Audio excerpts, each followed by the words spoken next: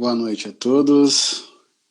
Cerca de 4 minutos agora vamos estar entrando ao vivo com o professor João Guedes, terceiro presidente da Federação Gaúcha de Kung Fu. Vai ser o nosso representante na live de hoje.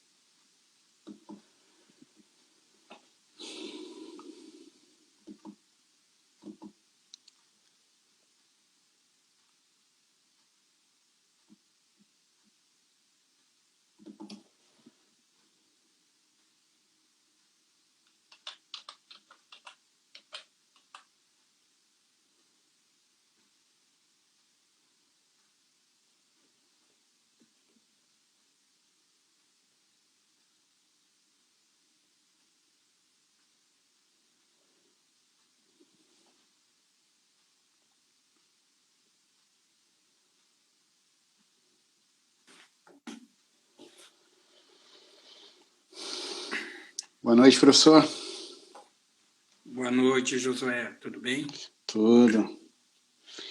Professor, nós temos ainda 3 minutinhos antes do horário oficial. Se o senhor quiser ir comentando alguma coisa. Nas lives anteriores a gente fez uma pequena conversinha antes de começar. Sim. Então, pode puxar aí alguma dúvida que tu tem, alguma coisa extra pauta aí que a gente vai interagindo. A pauta de hoje está bastante densa. Eu estava olhando ali, como a gente comentou nas lives anteriores, né? A sua primeira gestão foi a gestão onde chegou o ápice dos cursos, das adequações, dos seminários, dos eventos. Então, acho que já é uma pauta bastante extensa para nós debater hoje. Vai ser pouco assunto para ficar de fora. Bastante pergunta, Josué. Bastante pergunta aqui. Mas, assim, a gente selecionou algumas e eu acho que dessas perguntas que eu tinha aqui, né, da pauta que a gente montou, mais as que foram sugeridas, eu acho que todas compreendem bem tudo que a gente tem para conversar a respeito daquele período, que foi um período fantástico, assim, para nós. Vi que já tem bastante gente acompanhando. A Federação do Rio de Janeiro está presente, todas as lives estiveram aí. Obrigado pela companhia. Que legal, que legal. Professora Renata, esse tipo de ação é um tipo de ação muito boa, né, Josué? Porque resgata muita coisa, né? Chega a ser documental isso aí. Pois é, eu estava conversando isso com o meu coordenador dentro da Federal, e aí a gente falou a respeito, né? Os trabalhos de Kung Fu que a gente tem no meio acadêmico, eles falam muito brevemente sobre isso que a gente está fazendo aqui, né? Isso aí dá um documento num nível bem interessante de se fazer. Transformar desse tipo de registro. Claro. Sim, a gente tem registros muito pontuais, né? Muito pontuais. A maioria dos registros que a gente tem falam só da nossa família, né? E a gente aqui conversou de outras famílias, de outros professores, como é que foi se formando. São registros de interesse da sociedade, assim como um todo, né? Como é que se construiu essa história da modalidade dentro do Estado. Professor? Com certeza, bem importante. 19 horas, então. Vamos começar nossa live de hoje. Então, mais uma vez, boa noite a todos, sejam bem-vindos. Nós estamos com o professor João Guedes, terceiro presidente da Federação Gaúcha de Kung Fu, que vai conversar com a gente um pouquinho sobre como é que foi a trajetória dele no Kung Fu e a história dele como presidente da federação. Como a gente fez nas lives anteriores, nós vamos situar vocês um pouquinho sobre o que foi comentado antes, né? Então, brevemente falando do histórico da federação, a gente teve o primeiro presidente, que foi o Rubem Vieira, que comentou para nós que antes existia a federação, o professor Jorge Jung era o presidente, e hoje a gente tem detalhes a se comentar sobre esse período, então vou deixar isso para o professor João Guedes. Em seguida, a gente teve a gestão do presidente Renato Feijó, que falou para nós sobre como é que foi transformar os departamentos, colocar um modelo mais profissional dentro da federação. E aí o ápice disso veio na terceira gestão, que foi com o professor João Guedes. Professor, a palavra é sua, conta para nós um pouquinho da sua história no Kung Fu e como é que foi sua chegada até a presidência. Tá bom. Boa noite a todos. Obrigado pela oportunidade. Bom, de forma resumida, tá, Josué?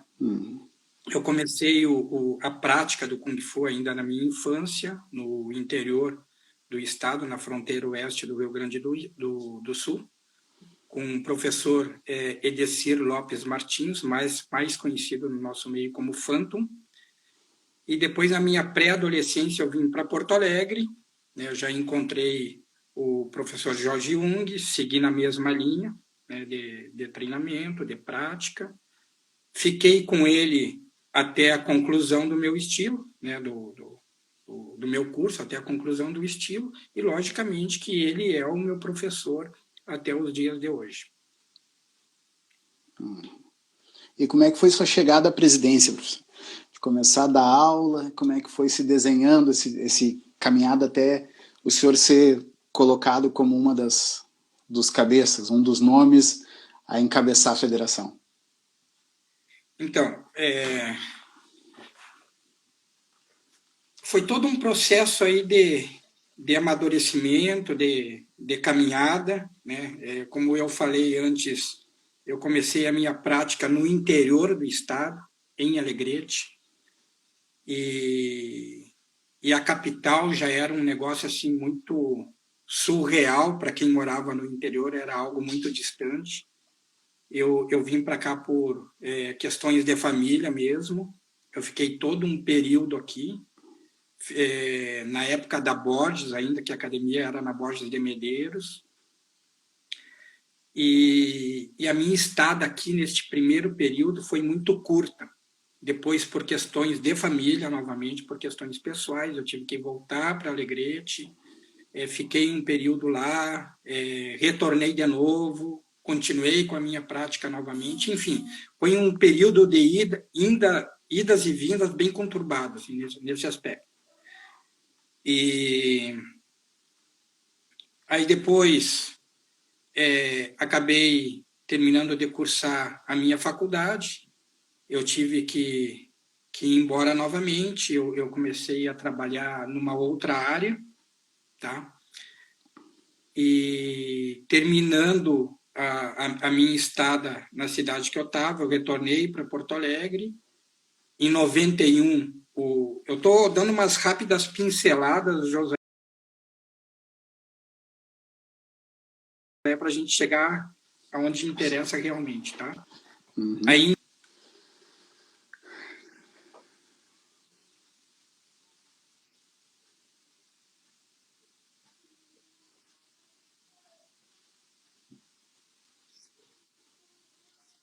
um alvará da Federação de Pugilismo, é o documento que eu mais considero até os dias de hoje. Eu tive vários diplomas de cunho nacional e internacional, mas o que eu mais considero é aquele certificado, quando ele me liberou para dar aula em 91, pela Federação de Pugilismo. Voltei para Alegrete novamente para resgatar toda uma questão familiar. Fiquei em Alegrete por 8 anos, me desenvolvendo como professor, como praticante. Cada vez que eu vinha para cá, os treinamentos eram muito intensos, porque eu continuava naquele processo de formação. Eu podia dar aula, mas não era formado, eu era instrutor. E cada vez que eu vinha para cá, era 10 horas de treino, uma semana treinando assim, 2 semanas, 3 semanas, conforme o plano que eu estabelecia com o professor. Chegou uma época que eu cheguei a ficar 3 meses direto com ele, treinando 10 horas por dia. E na época, um comentário muito positivo, né? Mas ele era muito exigente, muito ruim mesmo. E então foi uma estrada aí muito dura, né? Muito rígida, até eu chegar naquele nível lá que eu queria. Depois eu fui para Santa Maria, fiquei mais 8 anos em Santa Maria, quando eu tive a oportunidade, com a gestão do Renato Feijó, dele me convidar para ser diretor de Sandá, e a partir daí eu comecei a entrar no âmago da federação. sim. Então, nós chegamos... Foi muita coisa que aconteceu no meio de tudo isso, entendeu? Sim. Eu me lembro desses períodos do senhor vindo e ficando um final de semana inteiro, uma semana inteira, treinando várias horas por dia naquela... Né? Treinando de madrugada, tipo das 10 horas da noite às 7 da manhã, enfim, era uns negócios massacrantes, assim, que... Treinamento do monge, né? De monge, exato. O mestre Jorge sempre foi muito fã desse modelo de treino, assim, intenso, duro. Professor, então nós fizemos isso, passamos pela parte do seu treinamento, o senhor chegou até a federação, com o auxílio do professor Renato, na época em que começou a se separar em departamentos de especialidade. Um destes foi o departamento de Sandá. A gente sabe que nesse período que começaram as atualizações dentro das especialidades de Wushu, né? Sandá, Saijiao, Taolu esportivo. Pode nos falar um pouquinho sobre como é que foi o seu departamento, como é que foi o Sandá, como é que foi a recepção disso aqui no estado, como é que se organizou? Tá, assim, Josué, o que acontece? Eu fiquei aquele período todo em primeiro, Alegrete 8 anos, depois 8 anos em Santa Maria, né? Eu concluí o estilo em Santa Maria, estando em Santa Maria, e em 2005 eu voltei para Porto Alegre. Tá? E eu voltei para ficar. E no período que eu voltei para Porto Alegre, naqueles 2 primeiros anos que eu voltei para Porto Alegre, eu me destaquei no cenário nacional, tá? Como técnico, como treinador. Eu tinha uma equipe muito boa em Santa Maria de atletas, né? Eu tinha uma equipe de Sandá muito boa e tinha 2 atletas de Taolu e os 2 eram campeões nacionais também. E eram 7 atletas, 5 eram de Sandá, os 5 eram campeões, 2 de Taolu e os 2 eram campeões. Tá? Então, naquela época, eu adquiri uma relação muito boa com a Confederação Brasileira, que na época o presidente era o nosso querido Nereu Grabalos, né, que já é falecido. Então, naquela época, eu me destaquei muito como treinador, eu me aproximei muito dessa BKW, e eu tive, digamos, boas experiências em São Paulo, de modo que eu adquirisse uma boa experiência, uma boa maturidade para trazer novidades, atualizações para dentro da federação. Tá? Então, nessa época, eu sempre fui um diretor muito atuante, muito proativo, dei vários cursos de arbitragem, cursos de atualizações mesmo, que o pessoal daqui precisava na época, já estavam desatualizados, e muitos cursos técnicos também. Né? Então, eu coloquei o Rio Grande do Sul, nessa época, na área de Sandá, como destaque no cenário nacional. E como eu sempre estava lá em São Paulo, sempre sabendo das novidades ali de primeiro momento, nos bastidores, eu sempre, de alguma forma, dava um pitacozinho, dava uma ajuda nos outros departamentos também. Então, foi uma época bastante importante na minha carreira e também bastante importante para a federação. Muito interessante. Professor, a gente sabe que nesse período teve as atualizações aqui, mas isso também estava ocorrendo no restante do Brasil, porque estava todo mundo naquele período ali entre o Koshu e o Sandá, alterando, mudando regras, se especializando. E aí, nesse mesmo período, teve um evento também de formação de Sandá lá na Sino Brasileira. O senhor pode nos falar um pouquinho de como é que foi isso e o que isso impactou aqui no estado? Tá. Bom, em São Paulo, o coordenado pelo Nereu Grabalos tinha um time seleto de Sandá. Tá? Inclusive, o campeão mundial, nosso único campeão mundial do país, ele era, que eu digo porque o Nereu faleceu, né? Era aluno do Nereu, o Eduardo Fujiiga. Tá? Então, era ele e mais 15 pessoas.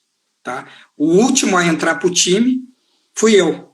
Tá? Justamente por todo um trabalho que eu vinha desenvolvendo em prol do Sandá. Tá? Inclusive, nesta mesma época, o que fez de fato as portas da CBKW abrirem para mim foi um curso, eu não sei se tu lembra, eu dei um curso de capacitação técnica em Sandá.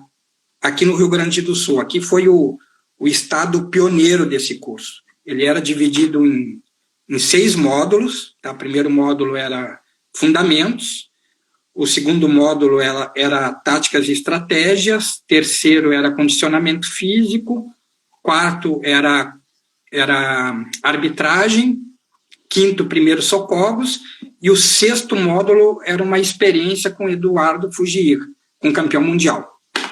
Tá? E olha só, esse curso ele foi feito com o emblema da CBKW. Então, quem assinou esse certificado foi o presidente da CBKW e o João Guedes, que ainda não era da CBKW. E este mesmo curso ele foi vendido em outros estados também pela CBKW. Tá? Foi um curso que teve sucesso em vários estados. Então, isso aí deu uma abertura, o pessoal me conheceu no Brasil, e o Nereu, na época, jogou a minha pessoa como uma peça importante para o desenvolvimento do sandá brasileiro. E o que ele fez? Me colocou no time dele também. Bom, esse meu time aqui é seleto, é um time de treinadores, de campeões. O João Guedes vai fazer parte dessa peça aqui. Então, essa formatura aí, na verdade, foi uma formatura de especialistas em sandá. Tá? Não tinha lá eu tenho lá, inclusive na minha academia, o diploma, né, do Shaolin do Norte, porque toda aquela família ali, todos aqueles diplomados era da linhagem Shaolin do Norte, mas, na verdade, o diploma se referia ao sandá. Ele teve a assinatura do mestre Chan, teve a assinatura do Cao Chontou, que é um dos meus professores também, nessa linha do sandá, e do Nereu Grabalos. Então, assim, só para ficar claro, no tradicional, meu professor, Jorge Jung, né, meu paizão, o qual eu considero até hoje como meu professor do tradicional, e na linha de sandá, o Nereu Grabalos com Cao Chontou. Interessante. Professor, a gente viu então que teve toda essa formação e isso levou o senhor para dentro da CBKW. E como é que foi transferir esse conhecimento que o senhor pegou lá com o falecido mestre Nereu dentro da CBKW e trazer para dentro do Estado? Né? Como é que foi colocar aquele modelo que a gente sabe que a CBKW usa, um modelo vasto, um modelo denso de administração, de gestão do seu pessoal, para dentro da Federação Gaúcha, que na época tinha muitos atletas, mas a gente sabe que na parte administrativa a gente tem isso até hoje, é um público menor. Como é que foi tentar condensar toda essa informação que o senhor tinha para poucos departamentos? Então, na época que... Eu acho que aí tem, na verdade, tem 2 perguntas, tá, Josué? Tem 2 pontos distintos, Primeiro como que eu fiz para trazer o sandá que eu aprendi lá, toda essa gama de informações para dentro da federação. Nesta época, eu lembro bem que eu tive muito o apoio dos professores. Então, muitos professores que, inclusive, não estavam ativos, não estavam dando aula, fizeram cursos de arbitragem, porque a atualização ela partiu dos cursos de arbitragem, para depois ir para a questão técnica, entendeu? Então, teve a participação de muitos professores da época, dos cursos de arbitragens, professores que levavam seus alunos para fazer a parte de atualização técnica. Eu lembro que, inclusive, eu dei treinamento de atualização técnica no ginásio do Tesourinho, que é um ginásio gigante. Então, assim, teve o apoio, teve a ajuda dos professores na ocasião. Os atletas participavam em massa, porque era novidade, eles tinham aquela sede pelo saber. Então, foi algo que andou muito natural, foi um sucesso enorme e a participação foi em massa. Foi uma época assim, que eu considero de ouro para o sandá gaúcho, viu? Sim. A gente teve nessa época o primeiro campeonato nacional, o primeiro e único campeonato nacional realizado no estado. Né? Nesse período aí, logo depois disso, em 2004, a gente teve o Campeonato Nacional em Santa Maria, que era a cidade que eu trabalhava, né? Isso, só para a gente ter uma noção da importância que foi toda essa informação que o senhor trouxe de lá e a boa visão que a gente estava tendo, né? A Federação Gaúcha sempre foi muito forte, né? Era muito forte naquele período e bem vista, e foi trazendo essas possibilidades para cá. Podia falar? Exato. Então, assim, falando de linha de tempo, assim, só para o pessoal se situar, todo esse período que eu era diretor, né, toda essa fase de atualização técnica, desse curso de capacitação, tudo isso, do Campeonato Nacional, eu ainda residi em Santa Maria. E já estava fazendo acontecer o movimento aqui no Tesourinha, que, para quem não sabe, aí, é bem longe, né? Quem não tem noção. Professor, o senhor pode nos falar um pouquinho mais, então, como é que foi daí? O senhor trouxe para cá, trouxe os departamentos, começou essa divisão por departamentos, e o Sandá do Estado começou a ter outra cara nesse período, né? Começou a ter outra mudança, né, a nível estadual e nacional, a nossa percepção. Como é que foi... como é que isso foi se encaixando a nível nacional? Como é que a federação foi sendo vista nesse meio? Porque a gente sabe que essa sua chegada foi o que culminou até a vinda do Campeonato Brasileiro. Como é que foi esse período entre os cursos de capacitação e a chegada de nós ter um maior evento do Kung Fu no Brasil acontecendo aqui? Tá. Josué, naquela época, como eu falei antes, eu tive muito do apoio dos professores, inclusive professores bem mais antigos que eu, e a participação era em massa, tinha muitos praticantes na época, bem mais do que hoje. Foi um período ali, um momento crucial para os atletas gaúchos, para a Federação Gaúcha, porque foi um período que realmente a federação entendeu que existia a especificidade, né, que existia que a visão competitiva tinha que ser outra, né, que aquele que lutava com o regulamento, com as regras embaixo do braço, teria uma melhor oportunidade na competição, teria mais chances na competição. Então, foi um período vasto de treinamento, onde a gente estruturou, inclusive, a seleção gaúcha, até depois a gente pode falar melhor sobre isso. Então, o time de Sandá ficou muito afiado na ocasião, e quando teve o Campeonato Brasileiro, quando saiu o Campeonato Brasileiro, o nosso time foi destaque do campeonato inteiro. Né? Olha, quase todos os nossos atletas de Sandá subiram no número 1 do pódio. Então, ali foi um momento assim crucial, foi um momento assim de vitória intensa assim, para a Federação Gaúcha, dentro do departamento do Sandá. Bom, aí nós tivemos todo esse crescimento do Sandá, esse entendimento da especificação, como é que era, melhoria na parte técnica, tendo em vista que virou um esporte mais profissional. A gente começou a ter uma visão mais profissional, podemos dizer assim, nesse período. E logo depois não, algum tempo depois o senhor veio a assumir a presidência. Nós já vinha numa crescente, e a gente sabe que na sua primeira gestão ela teve um up aí com a vinda de 5 mestres chineses para dentro do estado, né? Isso a gente vai conversar mais adiante. Mas como é que foi a sua chegada ali na presidência e quais foram suas primeiras ações quando assumiu esse cargo? Tá. Então, como eu falei antes, né, eu era muito atuante dentro da federação como diretor. Eu sempre tive ali muito junto com o Renato, né, com o presidente da ocasião. Nós sempre trabalhamos bem juntos, sempre teve uma boa conexão nesse sentido.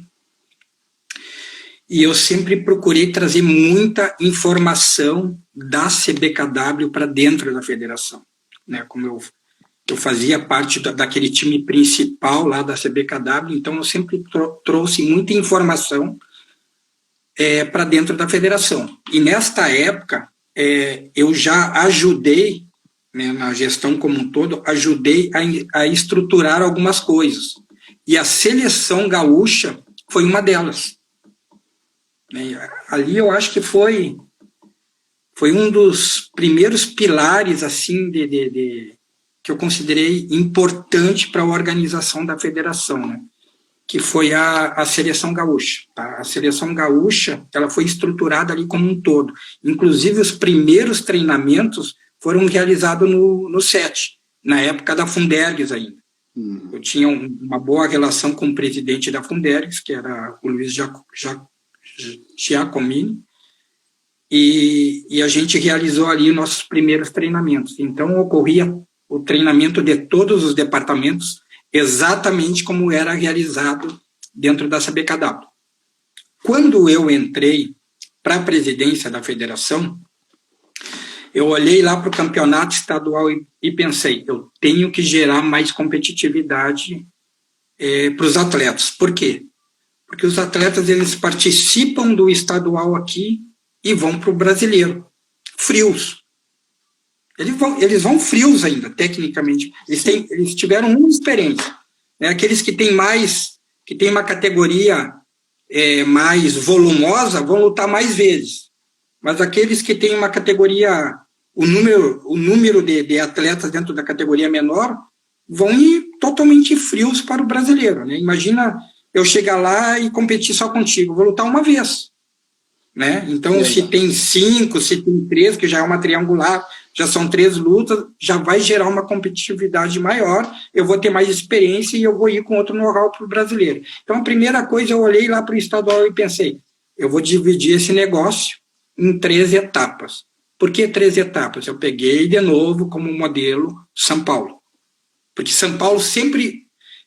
Uma das vantagens de São Paulo no campeonato nacional, geralmente era isso aí. Era a competitividade, os caras eram acostumados com a plataforma. Então, eles chegavam no nacional, eles estavam em casa. Aí, todos os outros estados, ou praticamente todos os outros estados, chegavam lá, tipo, apavorados com a estrutura, pisando em terreno alheio quando subia numa plataforma, sentindo toda aquela pressão do campeonato, entendeu? E o paulista chegava lá e estava em casa. Tá? Então, esse foi o primeiro ponto. E o segundo ponto que ocorreu quase paralelo a isso foi a estruturação do ranking estadual. Né? Então, tinha o campeonato estadual dividido em 3 etapas, que gerava uma competitividade maior. O ranking estadual, que de alguma forma contribuía na participação do atleta nas 3 etapas, tá? Porque tinha um cálculo lá, se o cara ganhasse na primeira e não participasse da segunda, tinha risco dele ficar fora na terceira. Entendeu? Então, ele meio que te obrigava a participar das 3 etapas, contribuindo com a competitividade, e fora isso, ainda tinha o treino de seleção. Tá? Então, aquele cara lá que era o do ranking, ele já fazia parte do time A, o cara que era o primeiro do ranking. Mas eu convidava o segundo e o terceiro do ranking também para participar do treino de seleção. Então, se lá dentro do treino de seleção, o cara do time B, por um motivo ou outro, ele mostrasse superioridade ao do time A, era ele escolhido para ir para o Campeonato Brasileiro. Então, assim, tinha 3 etapas e tinha mais 2, 3 treinos de seleção gaúcha para o cara provar que realmente aquela categoria lá, o titular era ele. Então, eu acho que essas mudanças aí que eu fiz foi de extrema valia para a qualidade do atleta gaúcho. Né? Sim, e não só no atleta de sandá, né? Porque eu me lembro nesse período, quando a gente separou, quando eu digo a gente, porque foi quando eu entrei na federação como diretor, assim, quando eu comecei a vivenciar essa parte administrativa, mas nesse período a gente viu que cresceu muito o pessoal de Taulu, tanto que a gente mandou atletas para Mundial, para Mundialito, em todas as categorias teve atletas do Rio Grande do Sul inserido. Foi na época em que a Débora Cabreira foi a 12ª colocada no Mundial de Tai Chi, que, para quem não sabe, é uma competitividade gigantesca, quase todos os países do mundo trabalham, né? Foi quando a gente mandou o Júnior Souza para o Mundialito, o Felipe Soares para Pan-Americano. Então a gente desenvolveu aqui no estado, baseado nesse modelo, atletas de nível altíssimo, assim. A gente tinha poucos atletas ingressando na seleção, mas todos com nível de competitividade fora do comum, assim. Professor, exato. Nos conta aí um pouquinho, então. O senhor separou o campeonato em etapas e instaurou um ranking estadual, aumentou o número de treinos da seleção gaúcha, mas tudo isso aí não foi, a gente sabe que nunca é fácil, né? Então, quais foram os maiores desafios que o senhor teve nessa sua gestão?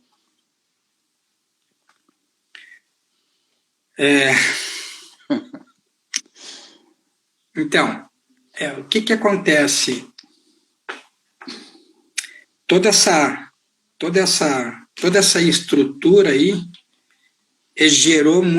foi necessário muita organização, muitas sistemáticas, né, a serem adotadas. E com isso, eu acabei tirando muitos professores filiados da zona de conforto. E isso gerou um mal-estar na época, né? Então, eu considero que o maior desafio foi fazer os filiados entenderem, os professores entenderem que aquele tipo de procedimento era um mal necessário para a evolução da modalidade gaúcha, entendeu? Que a gente precisava sair de um modelo antigo e entrar num modelo totalmente novo, numa mentalidade de alto rendimento, numa fase organizacional, para que realmente a gente pudesse dar um passo à frente. Então, o maior desafio que eu tive na minha gestão foi justamente dar essa consciência para o professor, para colegas, inclusive, né, que, olha, esse negócio aqui está te tirando da zona de conforto, está te gerando uma certa estranheza, mas é assim. Por que é assim? Porque o João Guedes está falando? Não, porque a IWF faz assim, porque a Panamérica faz assim, porque a Sul-América faz assim, porque a CBKW faz assim. E se a gente não fizer, se a gente não seguir essa tendência, a gente vai ficar uma federação obsoleta. Então tem que ser assim. E eu tive que ter uma mão de ferro naquela ocasião, naquele período, naquele momento. Eu tive que ser duro, eu tive que ter as convicções muito fortes, eu tinha que mostrar o resultado, mostrar que aquilo ali funcionava, e ali teve uma divisão muito grande, né, de professores, de filiados, enfim. Mas quem ficou entendeu o resultado, percebeu o resultado. Por quê? Porque, foi bom tu falar na Cabreira, tá? O primeiro campeão internacional de forma oficial, ou seja, aquilo que é reconhecido pela IWF, foi um aluno meu, o Bissacote Gomes, o Thiago Gomes, que reside em Santa Maria. Ele foi o primeiro campeão internacional, foi campeão pan-americano em Toronto, Canadá. Tá? Aquilo ali também foi outra coisa memorável. Depois, né, que eu assumi a presidência, que vem esses departamentos com subdivisões, etc. e tal, surgiu uma leva de campeões internacionais. Aquele negócio ficou comum para nós. Pô, ir treinar na seleção brasileira, fazer parte da seleção brasileira como a própria Cabreira, era comum. Então eu nem sei citar nomes, porque foram tantos os nomes que fizeram parte da seleção brasileira e tantos campeões internacionais que a gente teve, que se eu for falar nomes, eu vou pecar, porque eu vou me esquecer de alguns. Entendeu? Então aquilo ali foi um boom para nós. Eu sei do primeiro. O primeiro lá, porque foi o primeiro. Tá? Mas depois teve uma leva, teve Cabreira, teve Júnior, teve Felipe, entendeu? Então, enfim, foi muitos, né? Do pessoal do Taulu Moderno, os pequenininhos lá, os Artures. Os Artures. Então, Cara, quem ficou naquele período, quem aguentou, inclusive, eu escutei de alguns filiados depois, pô, antigamente a federação era lotada nas arquibancadas, não sei o quê, porque hoje não sei o quê. Pois é, quantos campeões tinha? Não tinha nenhum campeão. Então, hoje a federação está num processo de renovação, ela está num processo de transição, muita gente ficou pelo caminho, tem meia dúzia aqui, mas essa meia dúzia é campeão internacional. Sim. Então, acho que a gente está no caminho certo. Eu vejo essas transformações. Mas essa parte, assim, é uma parte chata de falar, viu, Josué? Eu vejo essas transformações, professor, dos dois lados, né? Porque elas começaram lá, 97, 98, começou essas mudanças lá no brasileiro. Ele começou a ter uma outra cara, porque eu me lembro, eu fui nesses brasileiros nessa época aí. Depois, quando o Renato chegou, ele começou a instaurar alguns modelos que eram da CBKW. E aí o senhor veio e fez mais essa transformação, colocou mais dentro dessa visão que a CBKW e que a IWF estão trazendo. E aí agora, né, estando cada vez mais dentro, assim, nas reuniões de diretoria com a CBKW, a mesma fala do Marcos é o que nós estávamos fazendo aqui sem conversar com ele. Entendeu? Então, o que a gente preveu para esse ano, para ano que vem, no nosso cronograma, as nossas atividades, é aquilo que a CBKW está trazendo, para ter uma ideia do nível de sincronia que a sua gestão e a gestão do professor Renato foram colocando o pessoal da CBKW, o pessoal da FGKW, desculpa. A gente consegue fazer aqui dentro, por conta, um trabalho que está em total harmonia com aquilo que está sendo pedido a nível nacional em Wushu, seja ele tradicional, esportivo, né? Isso mostra que sim, foi um trabalho muito bem feito nessas últimas gestões, né, que foram trazendo um pouquinho, cada vez mais, teve as suas dificuldades, mas teve seus sucessos com toda certeza, né? Como o senhor falou. Teve seu ganho. Muito ganho. Bom, falamos disso um pouquinho, assim, mas também o senhor trouxe para dentro da Federação Gaúcha o modelo de gestão que era utilizado na CBKW. Pode nos explicar um pouquinho como é que foi esse modelo de gestão que o senhor colocou aqui na época? De novo, isso gerou muita estranheza, tá? Porque, de novo, né, a gente teve eu coloquei um modelo de empresa dentro da federação, né, porque a gente sabe que todo o cargo da federação são cargos voluntários, né? Nenhuma ocupação é profissional, nenhum diretor ganha para ocupar a cadeira. Então, eu tive que montar uma empresa dentro da federação, desenvolver uma mentalidade de empresa com divisões por departamentos, por setores, e chegar para o diretor e dizer assim, olha, se tu quer ocupar essa cadeira, tu precisa fazer desse jeito, né? Então, a cobrança é um negócio difícil, das duas partes, quem cobra e quem é cobrado.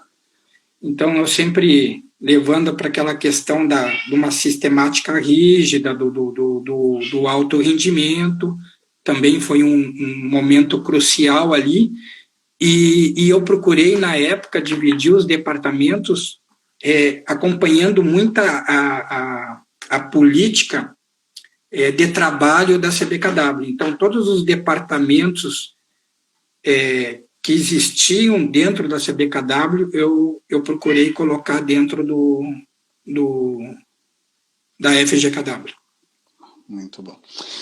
Professor, o senhor estruturou por departamentos, trouxe as novidades, e aí começou a segunda fase de adequações com a vinda dos mestres da Universidade de Xangai? Não, perdi agora. Vem o primeiro, os dois de Beijing, desculpa. Vem os mestres da Universidade de Beijing. Pode nos contar um pouquinho como é que foi essa chegada, essa recepção, porque a gente sabe que eles vieram com o Qigong, né? A primeira que a gente fez foi o Qigong. E isso já entra na parte do departamento cultural. Então, como é que foram essas interações culturais, os diferentes estilos, como é que receberam isso, até a chegada desses mestres aqui no estado? Tá. José, eu vou botar um gato para fora porque ele está me atrapalhando aqui. Tá? Só um pouquinho. Bom, sem problema.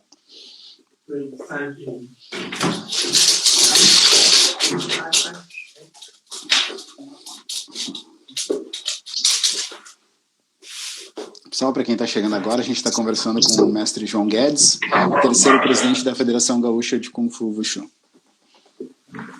Desculpa. Sem problema. Tem gato, cachorro, chinchila, tudo aqui dentro.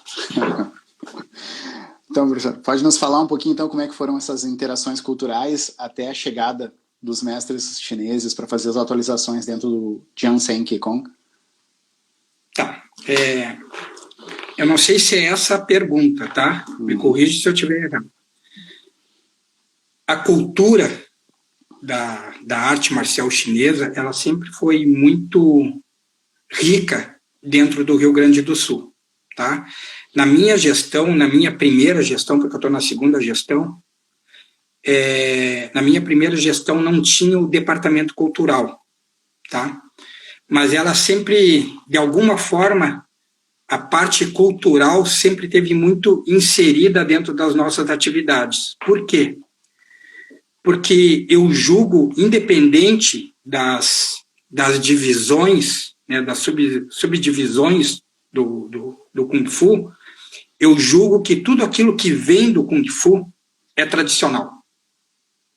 Tá? Então, tem lá o Taolu tradicional, tem o Taolu padronizado, que é o Taolu esportivo, tem o Sandá, tem o Soi Jiao, tem o internos. Então, eu acho que a parte cultural sempre teve muito inserida dentro dessas atividades. Inclusive, eventos estaduais, sempre esteve muito exposto à questão cultural da modalidade como um todo, entendeu? Então, essa parte aí, eu realmente, assim, dentro da minha visão, eu nunca senti falta dentro da Federação Gaúcha. Porque a Federação Gaúcha, ela sempre... os professores gaúchos, né, a federação, a escola gaúcha, ela sempre foi muito tradicional, ela sempre preservou muito a cultura, né? Então, essa parte aí é uma questão que sempre teve subjacente a tudo, digamos assim.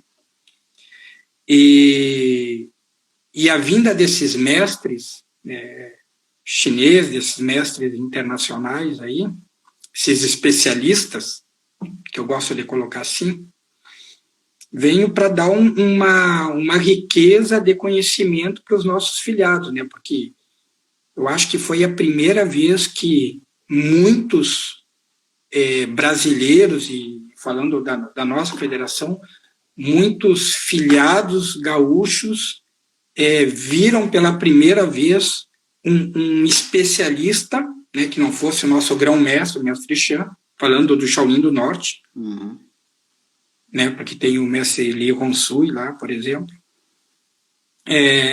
que viram um especialista chinês que participaram, fizeram parte de um curso internacional, uma vez que aquele especialista era chinês, né, era estrangeiro. Então, isso aí foi muito bom. Na época, foram 4 mestres de Qigong, né, e um especialista de Sandá, que na época era considerado um dos 7 melhores de toda a China. Eu tive o prazer de participar disso, de ver essas mudanças no cultural. E aí, agora o senhor falou do departamento cultural, que é um departamento que o senhor trouxe, e o senhor comentou que enxerga o cultural como permeando todas as modalidades, né? Essa é uma visão que eu também partilho, até porque a gente vem da mesma escola e eu também treino com o senhor. Né? Era meio difícil eu pensar diferente nesse ponto. E aí, o que a gente descobre agora é que a CBKW, nesse novo modelo que ela está fazendo de estatuto e de gestão, ela também está promovendo isso, retirando o departamento cultural e colocando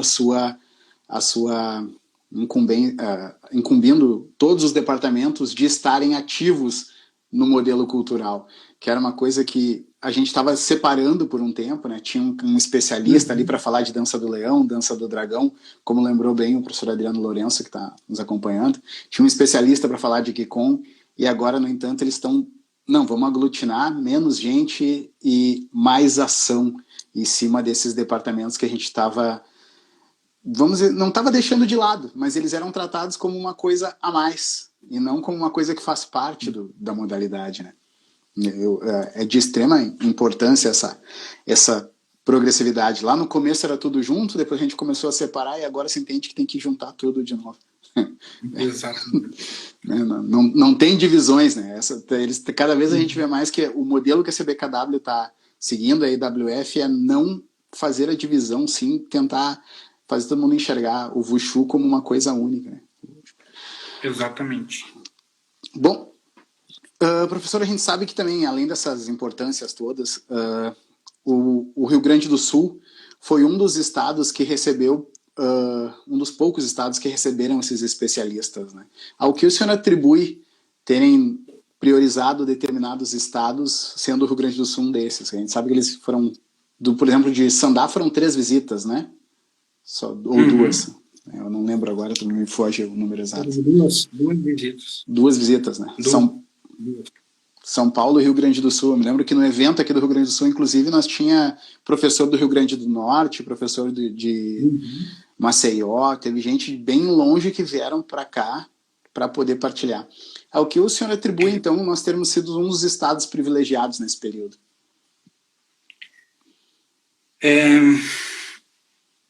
A minha influência. Né? Como diretor de Sandá, como organizador, na época que os chineses iam para São Paulo, eu ajudava muito na organização também. Eu ajudava a receber as delegações chinesas, experiência com o Campeonato Brasileiro. Então, na época, o presidente era o Marcos Vinícius. Então, ele tinha a plena confiança que eu iria tomar conta dos caras de forma muito boa, porque imagina, né? Quem é o anfitrião, aquela pessoa ali é a cara do país, entendeu? É a cara da CBKW. Então, é uma questão de confiança e de influência mesmo, isso que atribuiu. Sendo bem cru contigo, assim, na resposta, foi isso. Tá? Foi influência. Professor, bom, isso não é mistério para ninguém, todo mundo sabe que o senhor é especialista em Sandá, foi um dos que ajudou a introduzir o sistema de graduação dentro desse modelo no país. Então, como é que o senhor vê a relação, falando que a gente está tentando aglutinar tudo agora, depois de um tempo que a gente separou muito as coisas, até foi necessária essa separação para a gente poder entender cada departamento, qual era a sua viga mestre ali, o que norteava cada departamento. Mas como é que o senhor vê hoje em dia, depois de todo esse trabalho, como é que o senhor vê a relação do Sandá com o tradicional? Ok.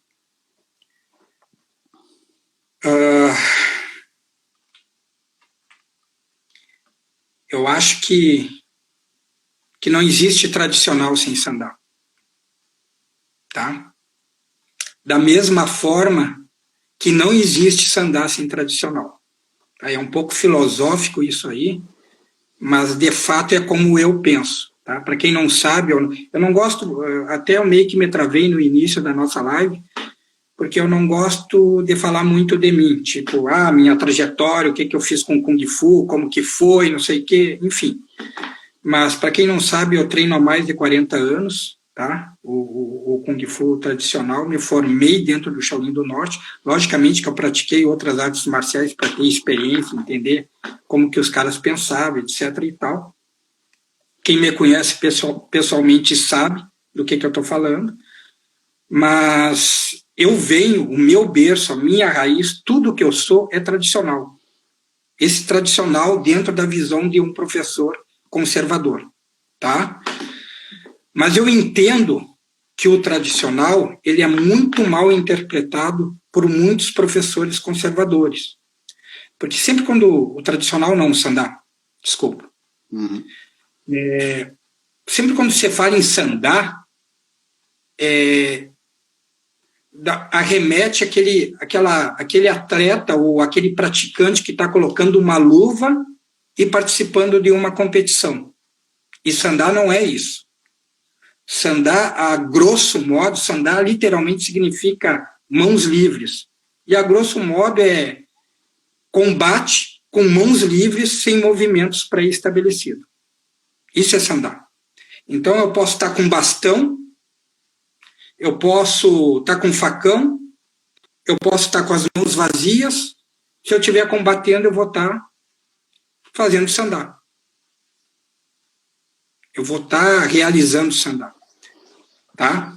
Então, assim, ó, a especificidade que o sandá desportivo ou o sandá esportivo proporciona, ele é muito importante para manter vivo algo que se perdeu dentro da escola tradicional.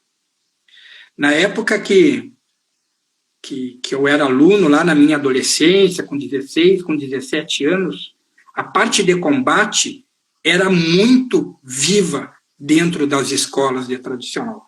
E eu ainda peguei um dos melhores professores desta questão, da parte do sandá. Ele não era conhecido como isso, como sandá, né?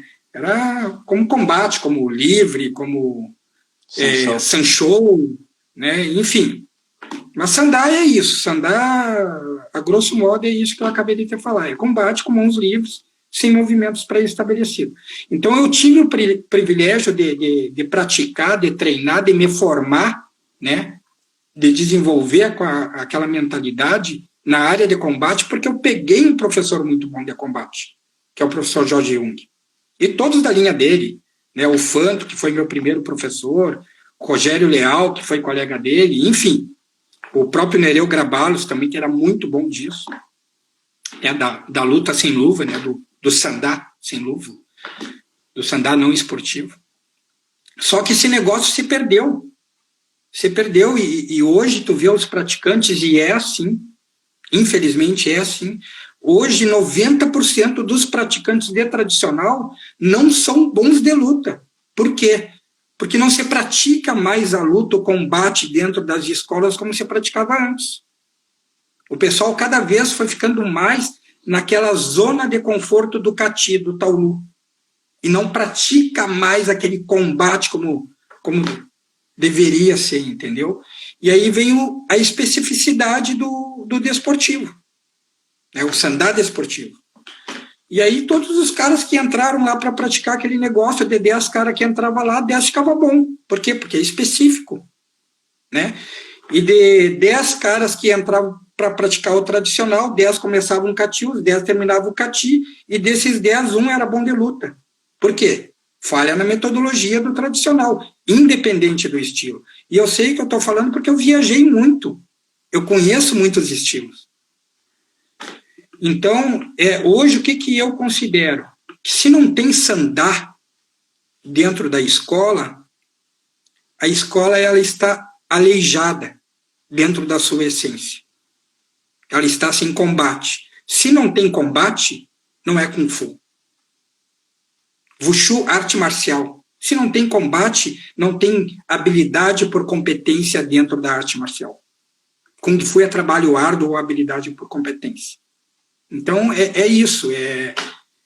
Ficou uma lacuna ali, entendeu? E eu acho que o sandá, se aquele professor tiver essa visão, se ele souber agregar esse valor, ele vai continuar mantendo forte a essência do tradicional dele, do Kung Fu dele dentro da escola. Então, é isso.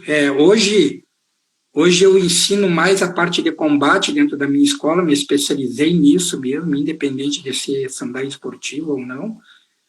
Os meus alunos são muito tradicionais na palma e punho, na questão lá do Wudê, dos mestres, das histórias, da educação, tudo.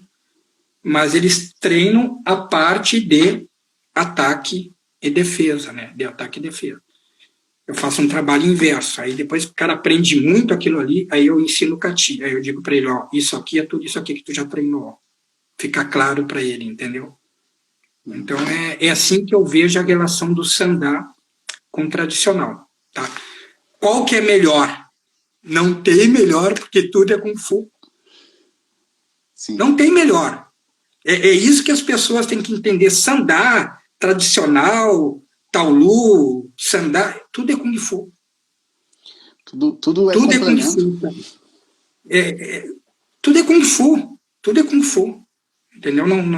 Essa separação não existe, essa separação não existe, tá? Não na minha concepção de praticante de Kung Fu.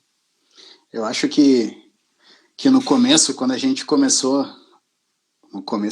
a redundância, mas eu acho que ali no começo, lá na década de 90, final da década de 90, quando começamos a separar as especialidades, eu acho que foi uma visão que muitos de nós tivemos, eu tive essa visão, né? Quando eu migrei não, mas quando eu comecei a vir para o Sandá, saindo do tradicional, eu tinha essa mesma visão que a maioria dos professores tem, que Sandá é outra coisa. Tô aprendendo uma coisa nova, né? Sendo que eu já lutava, eu já participava dos campeonatos em Coxu. Aí é que tá, José. Desculpa te cortar, tu não estava aprendendo uma coisa nova. Aí que tá o entendimento errôneo, entendeu? Tu não estava aprendendo uma coisa nova. Tu estava aprendendo a especificidade daquilo que tu já treinava. Sim. A gente fazia essa confusão. Isso. A gente fazia essa confusão. Tu não estava aprendendo uma coisa nova, entendeu?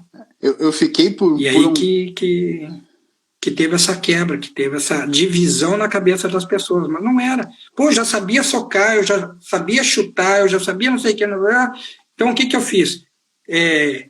Dentro daquele método ali, eu treinei de forma específica, de forma isolada, todos os golpes que eu já sabia.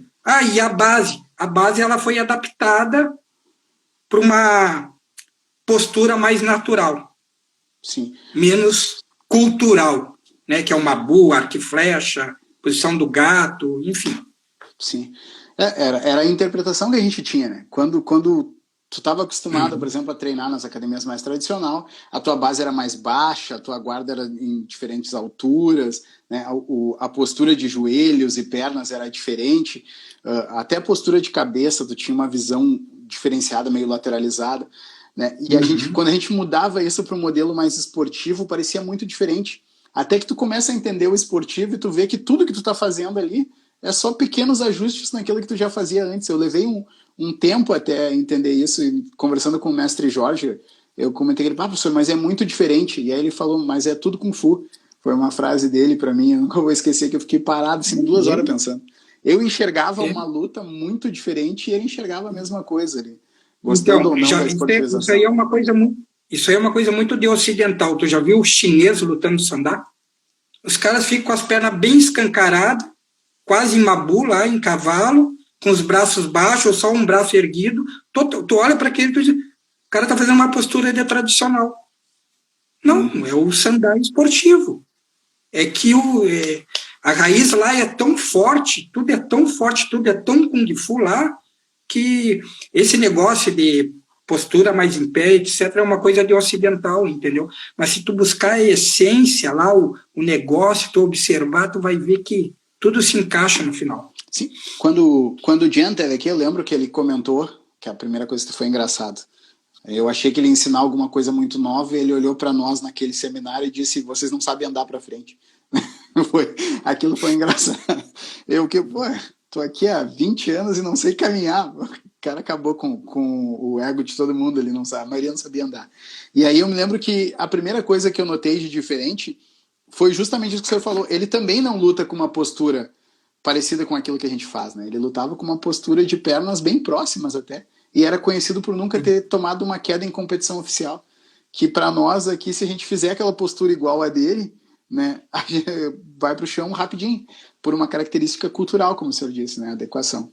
Mas vamos sair, entramos demais na especificidade do sandá.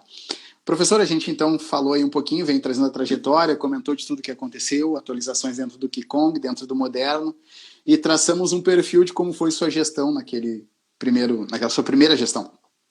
Né? Vimos também que o Kung Fu no Rio Grande do Sul foi destaque no Brasil e mandou atletas para vários campeonatos internacionais. Então, resumindo ali, como é que o senhor, na sua primeira gestão, uma coisa que o senhor pegava muito forte era a ideia de identidade marcial. O que o senhor pode falar para nós dessa identidade marcial que o senhor ficou batendo naqueles 4 anos em cima da gente? Identidade marcial. Tá. São 2 pontos, tá, Josué? O primeiro ponto é o que eu falei anteriormente. As divisões dentro do Kung Fu, quebraram muito com a identidade. Tá? Quando vem essa questão mais desportiva, a identidade da arte marcial chinesa acabou se fragilizando muito. Por quê? Eu vou ter que... o processo aqui é informativo, então vou ter que ser transparente, né? Conforme eu penso e não como uma verdade absoluta. Por quê? Por questões de ego. O meu é melhor. O cara do tradicional, o meu é melhor. O cara do Taolu moderno, o meu é melhor. O cara do sandal, o meu é melhor. O cara do soijal, o meu é melhor. E o cara do internos, o meu é melhor. Então, acabou fragilizando a identidade daquilo que era muito sólido dentro do Brasil. O Kung Fu era riquíssimo, é riquíssimo. É a arte marcial mais completa que existe. Né? Dentro e fora do Brasil, no mundo inteiro. É a mãe de todas as modalidades marciais. É considerada, né? E a identidade, o primeiro ponto de uma quebra, de uma fragilidade de identidade foi essa questão das subdivisões.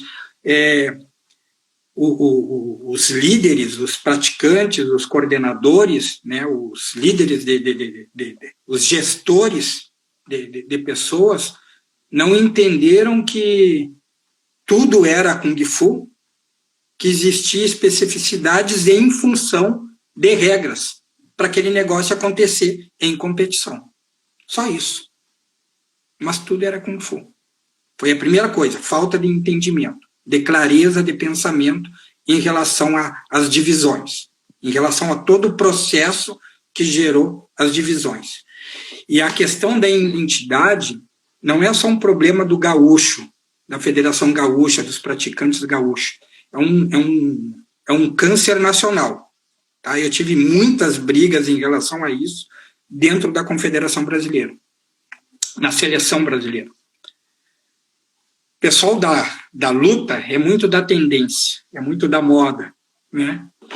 Então, uma das principais brigas que eu tinha, que eu considero até pior do que essa aí que eu acabei de falar, era justamente a questão do os.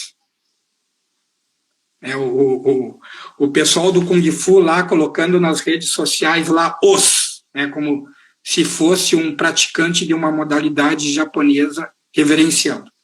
Né? E eu sempre disse, pessoal, para a modalidade da arte marcial chinesa, os não existe. Isso é coisa de japonês. Tu não vê nenhum japonês fazendo assim, ó. Tu não vê nenhum cara do judô, do karatê, do taekwondo, do jiu-jitsu fazendo assim, nas redes sociais. Eles cumprimentam conforme é a reverência da modalidade deles, da cultura deles. Então, vocês têm que ter identidade. Vocês não podem perder a identidade. Agora, porque todo mundo fala isso aí, porque o cara lá que vocês consideram um ídolo lá do MMA fala isso aí, vocês vão falar isso aí também? Sem entender a procedência do negócio? Então, eu dava altas palestras na época, na seleção brasileira, chamava um por um, falava seleção gaúcha, enfim. Então, sempre foi uma briga muito grande da minha parte, né? E até mesmo uma questão assim de ter o cuidado de levantar bandeiras que fragilizasse a tua prática, entendeu? Eu sei que é importante tu sair da caixa, tu tá aberto para as novas coisas, isso e aquilo, mas tu tem que ter cuidado, e eu ainda considero isso, como que tu vai mostrar aquilo que tu tá praticando. Por exemplo, assim, ó, eu vou te dar um exemplo da minha pessoa, tá? Eu pratiquei judô, karatê, taekwondo, eu pratiquei boxe e, por último, a última coisa que eu pratiquei foi jiu-jitsu. Eu não tenho uma foto minha praticando essas coisas. Por quê? Porque eu praticava aquele negócio para entender aquela modalidade, para entender o pensamento dos caras para agregar no meu Kung Fu. O que é Kung Fu? Não é o Kung Fu forma. É o Kung Fu habilidade por competência, é o Kung Fu trabalho árduo, para agregar no meu pensamento marcial, no meu entendimento marcial. Então, eu sempre fui muito contra esse negócio de levantar outras bandeiras. Eu sempre disse isso para atletas gaúchos, tu deve ter ouvido isso. Eu nunca vi um soldado servir a 2 reis. Tu escolhe um para servir. Então, nessa parte aí eu sou muito duro. Eu não sou fechado. Eu acho que tu tem que aprender outras coisas. Deve. Mas eu acho que tu tem que defender a tua bandeira. Sim. Professor, nós estamos nos encaminhando para o final, então, aquelas 2 perguntinhas últimas, né? Depois de toda essa vivência, essa passagem pela federação como atleta, como técnico, como presidente, como é que o senhor vê o Kung Fu no estado? O que é o Kung Fu para o senhor? Deu uma cortada aqui, Josué, se tu puder repetir. Então, depois de toda essa sua experiência, como é que o senhor vê o Kung Fu? Como é que é o Kung Fu para o senhor? O que é o Kung Fu na sua essência? No seu modo de ver. Vamos botar assim que isso... Kung Fu, para mim, Bom, eu já traduzi ele aí como habilidade por competência, como trabalho árduo, que é o que a maioria das pessoas conhece, né? Pessoas do meio conhecem. Mas Kung Fu, para mim, é disciplina, é estilo de vida, entendeu? Para mim, Kung Fu é a essência de tudo aquilo que eu sou. Eu não me enxergo, eu me considero Kung Fu porque eu estou ali no dia a dia, não desisto nunca, estou sempre praticando, sempre procurando melhorar, sempre procurando evoluir. Então, Kung Fu para mim é isso, é estilo de vida, é a essência de tudo aquilo que eu sou, né? É o meu espírito. Isso que eu considero Kung Fu. Perfeito. Ficou filósofo de novo. Professor, para finalizar então, depois de todo esse seu tempo acompanhando a federação de vários ângulos, desde a sua criação até hoje, como o senhor vê a federação? Qual a sua visão a respeito dela, do que ela foi e do que ela é hoje? Ótima pergunta, Josué, ótima pergunta. Eu vejo a federação sempre de uma forma muito crescente, entendeu? Eu lembro muito, né, naquela ocasião lá que o professor Jorge me oportunizou o caminho, que ele acreditou em mim, me treinou até eu chegar num nível de ensinar, né? Eu lembro ele me dando o certificado da Federação de Pugilismo. Na época, a Federação Gaúcha ela não era constituída, né? E dentro da Federação de Pugilismo existia um departamento do Kung Fu, não era nem de Wushu, Kung Fu. E o encarregado, o coordenador, o chefe desse departamento, quem encarregava a pasta era o professor Jorge Jung. Tá? Então, ali, eu acompanhei muito das primeiras organizações, os primeiros passos de uma organização maior, sob a coordenação do professor Jorge.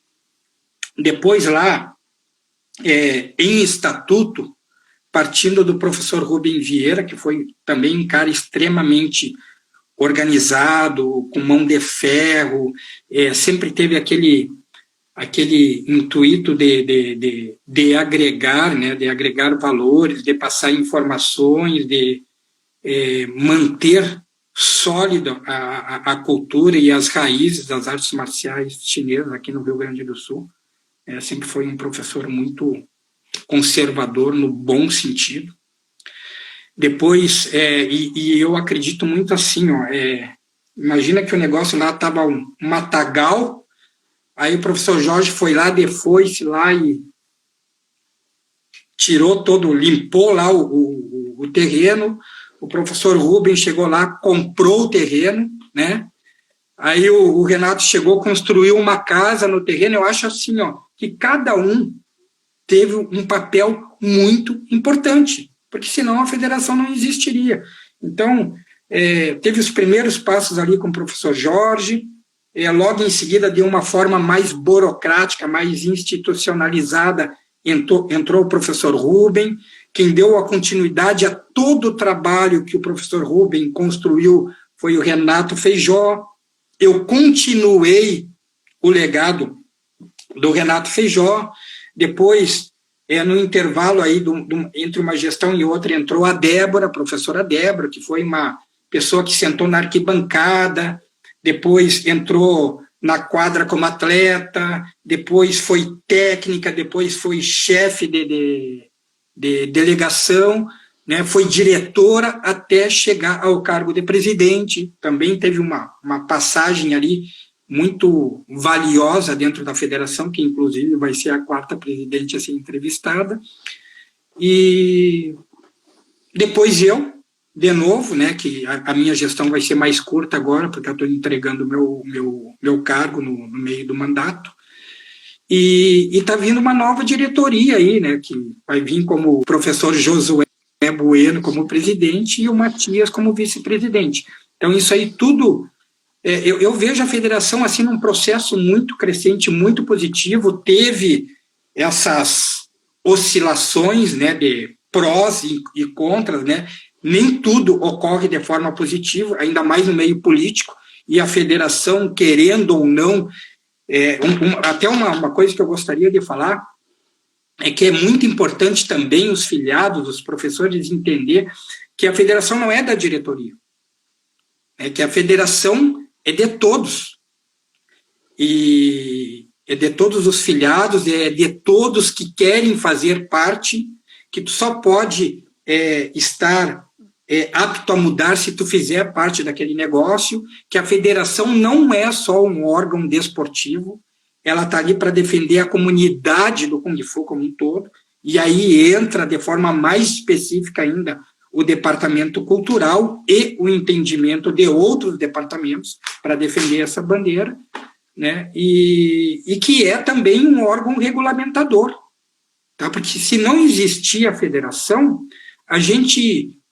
não vai ter chance, se as chances são pequenas hoje da gente se tornar profissionais e não ter a função de professor, mas ser profissionais em Wushu, sem uma federação não existe a chance. Então, é muito importante os filiados, os professores, os praticantes entenderem que a federação é o órgão que regulamenta a modalidade dentro do Estado, assim como a confederação é o órgão regulamentador dentro do país.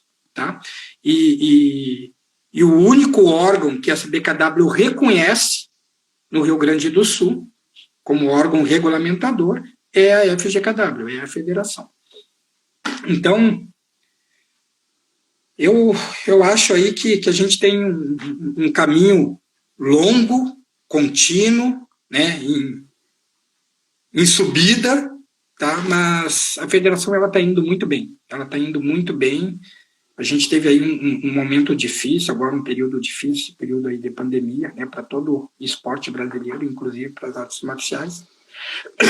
Mas vocês vão poder contar comigo como filiado, como professor, como associado da federação. Eu acho que ela vai estar em boas mãos, tá, José? Então, tá.